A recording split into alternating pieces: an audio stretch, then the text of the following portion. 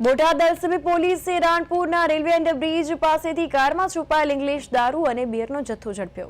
આ કામગીરી બોટાદ જિલ્લા પોલીસ વડા અને એલસીબી પીઆઈના માર્ગદર્શન હેઠળ કરવામાં આવી છે। ધંધુકા તરફથી રાણપુર તરફ કારમાં દારૂ લઈને આવતા બાતમીના આધારે એલસીબી સ્ટાફ ભાવેશ શાહ અને બળદેવસિંહ લીંબોલાએ રાણપુરમાં પાળિયાદ 3 રસ્તે કારને રોકી અને તપાસ કરી તો કારમાં 320 બોટલ ઇંગ્લિશ દારૂ અને 440 ટીન બીયર અને કાર સહિત કુલ 9,04,400 રૂપિયાનો મુદ્દામાલ કબજે કરવામાં આવ્યો।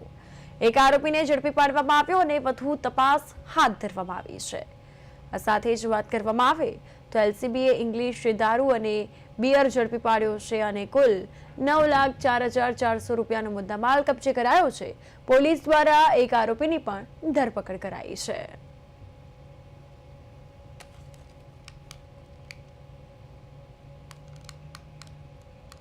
તો હવે 31st નજીક આવી રહી છે ત્યારે પોલીસ દ્વારા સઘન ચેકિંગ હાથ ધરાયું છે। તપાસનો દોર શરૂ કરાયો છે ત્યારે પોલીસ દ્વારા હાલ તો બીયરનો મસમોટો જથ્થો અને ઇંગ્લિશ દારૂનો મસમોટો જથ્થો ઝડપી પાડ્યો છે। એલસીબીએ ઇંગ્લિશ દારૂ અને બીયરનો જથ્થો ઝડપ્યો। કુલ 9,04,400 રૂપિયાનો મુદ્દામાલ પોલીસે કબજે કર્યો છે।